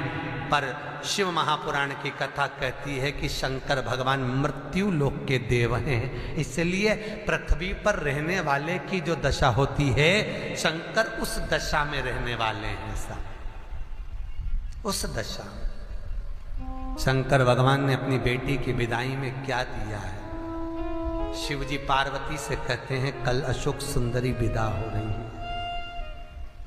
शंकर पार्वती से कहते हैं कल अशोक सुंदरी जा रही है। अशोक सुंदरी जा रही है,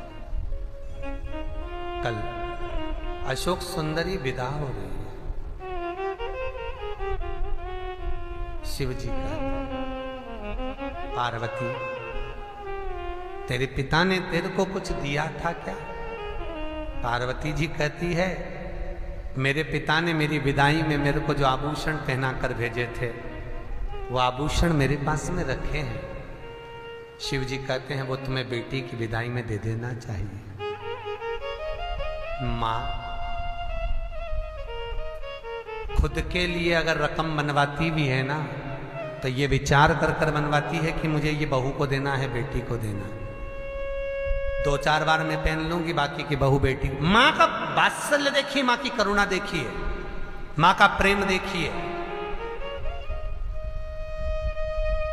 माँ अगर एक साड़ी भी लेती है तो ये विचार कर कर लेती है ये ऐसा ले लूंगी तो बेटी को चली जाए, बहू को दे दूंगी। माँ अगर कोई वस्त्र ले रही है, कोई आभूषण ले रही है, कोई सामान ले रही है, ज्यादा आ गया, बेटी और बहू के लिए रख देते हैं, उनको दे देंगे। शंकर भगवान पार्वती से कह रहे हैं बेटी की विदाई में कुछ देना है। पार्वती कुछ देना है। पार्वती कहती है मेरे पिता ने मुझे जो श्रृंगार कर कर भेजा था वो मुझे रखा हुआ है, वो मेरे पास में है, मैं दे दूंगी। जब शंकर भगवान के घर में विवाह मंगल पूर्ण हुआ, भावर पूरी हो गई, अशोक सुंदरी जाने लगी। महाराज बाबुल भी रोए, बेटी भी रोए, माँ के कलेजे के टुकड़े हो। अरे कैसा जुल्म है हाय हर जाई, कोई जन्म दे कोई ले जाए।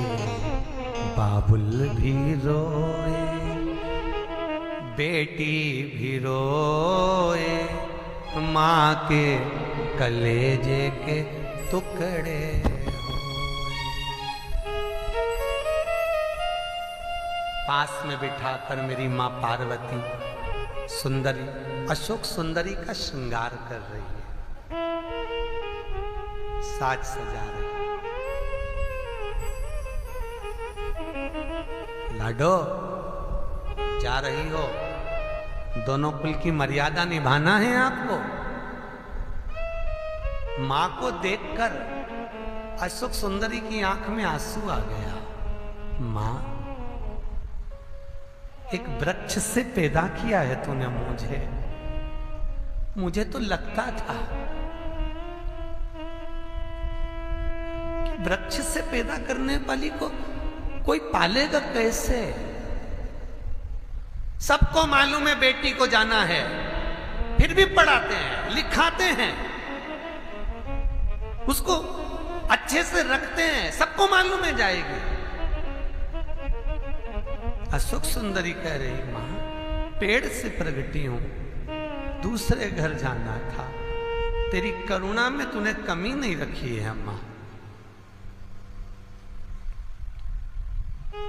तेरी करुणा में तूने कमी नहीं रखी है। पार्वती जी कहती हैं तो दुख मत कर, इस कैलाश की जो वस्तु तुझे अच्छी लगती हो वो तू लेकर चली जा, वो मैं तुझे दे देती हूं।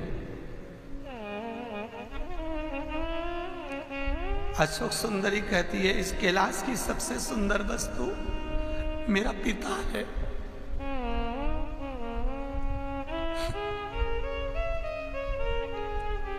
इस कैलाश की सबसे सुंदर वस्तु मेरा बाप है, मेरा बाबुल है। मायके की शोभा भैया और भाभी नहीं है, मायके की शोभा माँ और बाप है। माता पिता रहते हैं तो बेटी आती है, तमन्ना लेकर आती है, मेरी मम्मी के पास बैठूंगी, पापा की तबीयत ठीक नहीं है, उनसे मिल लूंगी। बहुत बूढ़े हो गए हैं, बाद में मिलना होगा ना होगा। अशोक सुंदरी कहती है, मां इस कैलाश में तू कह रही है जो सुंदर हो वो तुझे ले ले। मां, इस कैलाश की शोभा मेरा बाबुल है, मेरा शंकर। इतने भोले हैं,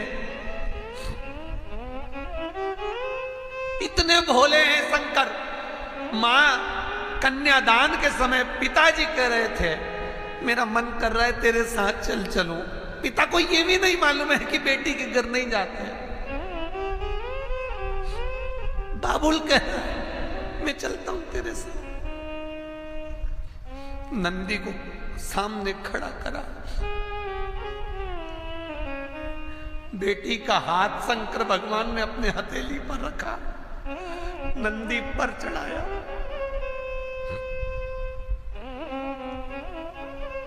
और जाते समय बेटी को रुद्राक्ष की माला प्रदान करी।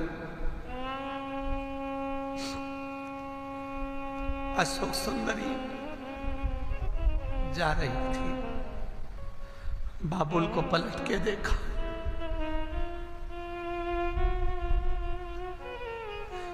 नंदी से कहा थोड़ा रुको।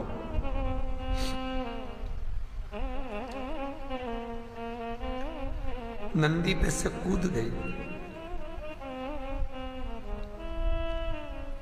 शंकर के गले जाकर लग गई। बाबुल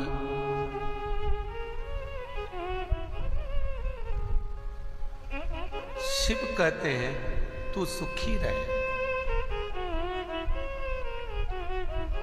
जैसे आज मैं एक बेटी को विदा कर रहा हूं, अशोक सुंदरी तू मेरे प्राणों से प्रिय है, मेरे शिवलिंग के पास में तेरा स्थान होगा। कोई कुंवारी कन्या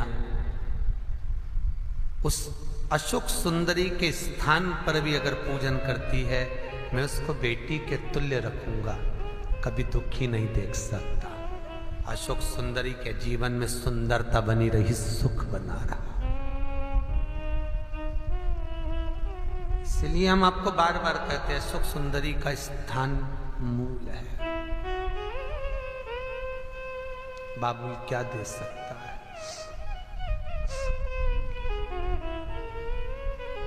क्या प्रदान कर सकता है? शंकर इतने भोले हैं, आज बेटी बाप को भोला संबोधन कर रही है। ये भोला है शिव, बड़े शिव पुराण कह रहे हैं। भगवान शंकर का चरित्र कहता है,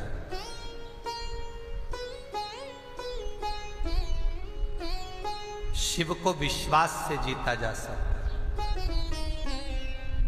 भगवान शंकर विश्वास की पूर्णता में सुख का अनुभव करा देते।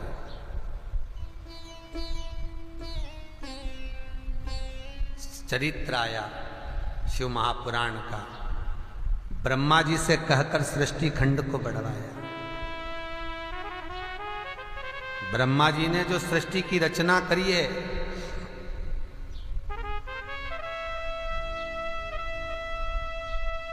उस सृष्टि खंड में ब्रह्मा जी ने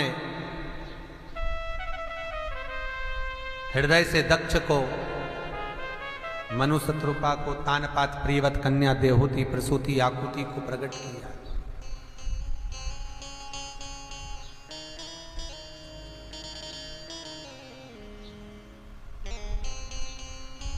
और शिव आराधना का जो सुख है, शंकर की आराधना का जो सुख है, वो केवल एक ने नहीं, जीवन में सबने प्राप्त किया। जीवन में सबने उस सुख को पाया। शिव आराधना का सुख ही कुछ और है। शिव आराधना का सुख ही कुछ और। इसलिए महाराज, शंकर को पाने का सुख, आनंद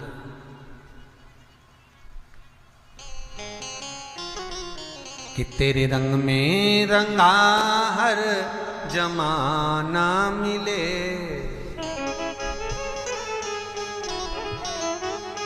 प्रजापति का जन्म भगवान ब्रह्मा के हृदय से हुआ है। प्रसूति के साथ इनका विवाह हुआ है।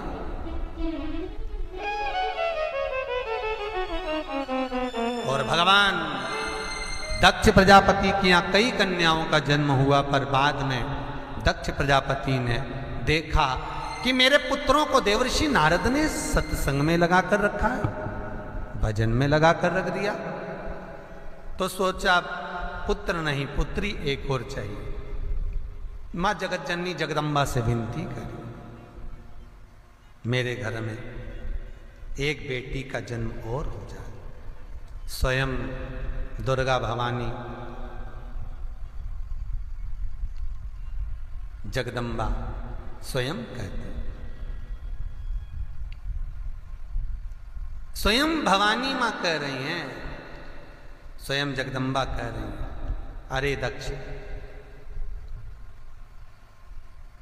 तेरे यहां पर पहले भी इतनी सारी कन्याओं का जन्म हुआ,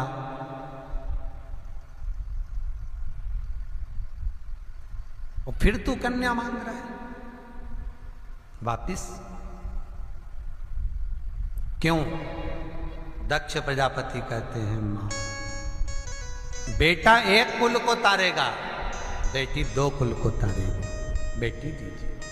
मां कहती है दूसरी कहां ढूंढने जाऊंगी, तेरे घर में दक्ष प्रजापति तेरी बेटी बनकर मैं सुता हूं।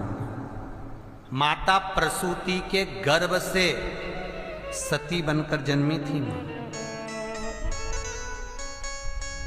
प्रसूति के गर्भ। और माता प्रसूति ने इतने संस्कार अपने बच्चों को दिए थे, इतने संस्कार दिए थे कि आज भी माता प्रसूति का नाम हॉस्पिटलों में लिखा रहता है। जहां बच्चों का जन्म होता है वहां लिखते हैं प्रसूति कक्ष, क्योंकि माता प्रसूति ने बच्चों को संस्कार दिए अच्छे।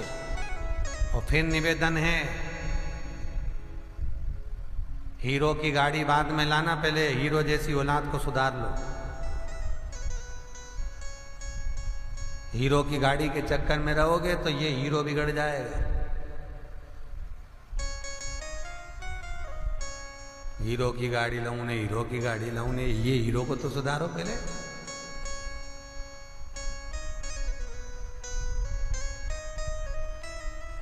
एक बेटा मोटरसाइकिल चालू करके जा रहा था, बुलेट, बहुत जल्दी में, जूते मूते पहने, बुलेट जो चालू करी, बाप कुर्सी पे बैठा था, हवाई लगाई, बेटा इधर आ, हाँ पापा इधर आ, और बेटा दौड़ के आए, हाँ क्या काम है, बोले जल्दी से, पानी ला दे एक गिलास अंदर से। बेटा अंदर गया पानी लेने, जूते पहने हुआ था, मम्मी को बुलाया, मम्मी पापा में बिल्कुल अक्ल नहीं है, मैं इतनी जल्दी काम से जा रही हूँ और पापा मेरे को पानी लाने का बोल रहे हैं, बताओ। मम्मी पापा को एक लोटा पानी दे दो। बेटा चले गया, माँ पानी लेकर आई। बाप ने पूछा, तुम्हारे शहजादे इतनी जल्दी जल्दी में कहाँ जा रहे हैं? माँ बोली, रेलवे स्टेशन पर प्याऊ लगाई है, पानी पिलाने जा रहे हैं। बाप माथा ठोक के बोला, घर में बाप को एक गिलास पानी नहीं पिला रहा, मैं रेलवे स्टेशन पे पानी पिलाने जा रहा। हीरो बाद में लाना गाड़ी, पहले हीरो को सुधार दो। संस्कारी तो ला दो। जिस गांव में पानी की कमी होती है वहां की फसल बिगड़ जाती है, और जिस घर में संस्कारों की कमी होती है वहां की नस्ल बिगड़ जाती है। सुधारिए उसको, सवारिए उसको। महाराज सती मैया ने तब साधना करी, तब साधना, और कोई साधारण सा तप मेरी माता सती ने नहीं करा है।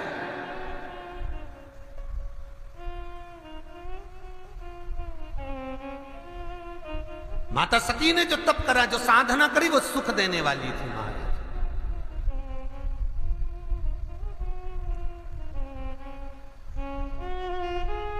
आज पुत्रदा एकादशी है।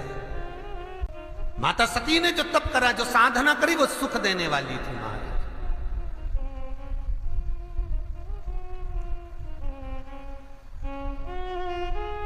आज पुत्रदा एकादशी है, और कहते हैं ये सती माता ने ही एकादशी के दिन से जो व्रत साधना करना प्रारंभ करी थी, वो सुख देने वाली थी महाराज।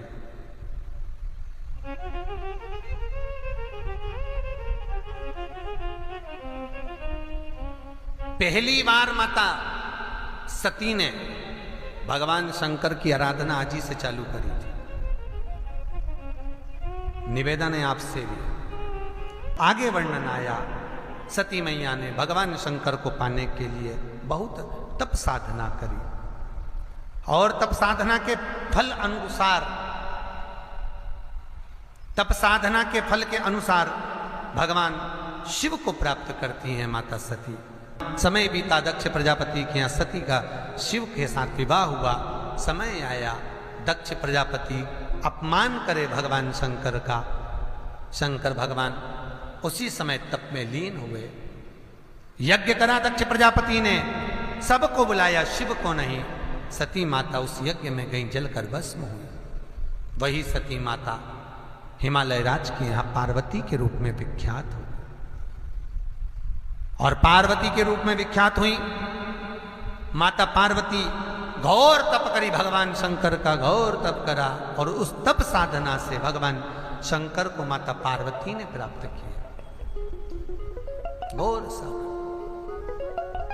महाराज।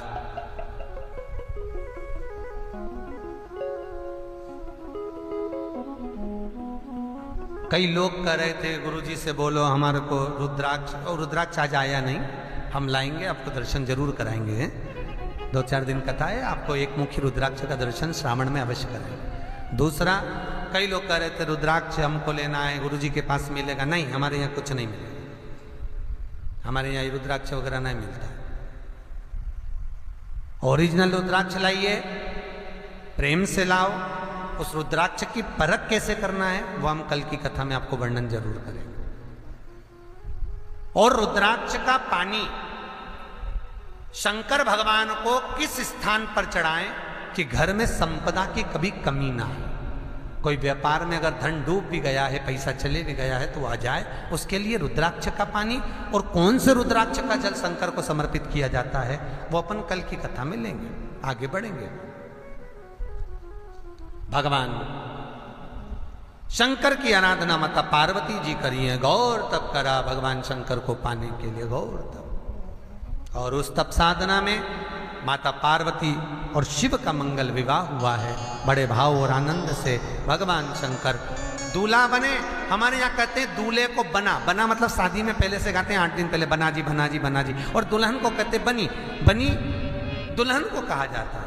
तो बना और बनी, और दोनों में ही नहीं बनी तो काय का बना और काय की बनी, इसलिए दोनों में बने तो समझ लो बना और बनी है हमारा। शंकर और पार्वती का सुंदर भाव मिलन होता है, आनंद में शिव जी दूल्हा बनकर जाते हैं महाराज। बहुत सुंदर भगवान शंकर के आनंद है। बहुत सुंदर ठाट सजा हुआ है। भोले बाबा की गौरा बनी रे दुल्हनिया। सुंदर कन्यादान हमारे फरीदाबाद वाले राव परिवार की ओर से यहाँ सुंदर कन्यादान हमारे भाव से ब्राह्मण जन कर रहे हैं। भोले बाबा की गौरा बनी रे दुल्हनिया। भोले बाबा की गौरा बनी रे दुल्हनिया। शंभो बाबा की गौरा बनी रे दुल्हनिया। शंभो बाबा की गौरा बनी रे दुल्हनिया। साज सजाए उनकी सब सखियाँ, उनकी सब सखियाँ गौरा बनी रे दुल्हनिया। भोले बाबा की गौरा बनी रे दुल्हनिया। हर भोले भोले बाबा की गौरा बनी रे दुल्हनिया।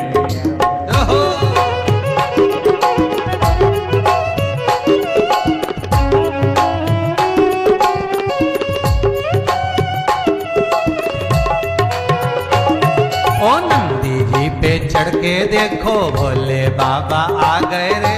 नंदी जी पे चढ़ के देखो भोले बाबा आ गए रे। ओ नंदी जी पे चढ़ के देखो भोले बाबा आ गए रे। नंदी जी पे चढ़ के देखो भोले बाबा आ गए रे। साज सजावे उनकी हो, साज सजावे उनकी सारी सखियाँ, साज सजावे उनकी सारी सखियाँ। ओ गोरा बनी रे दुल्हनिया। भोले बाबा की गौरा बनी रे दुल्हनिया। भोले बाबा की गौरा बनी रे दुल्हनिया। भोले बाबा की गौरा बनी रे दुल्हनिया।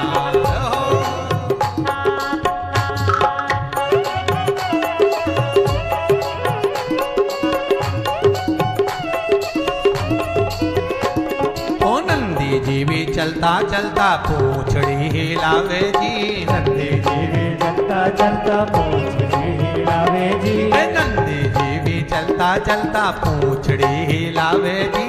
नंदी जी भी चलता चलता पूंछड़ी हिलावे जी। ओ श्रृंगी जी भी चलता चलता तुम भी बजावे जी।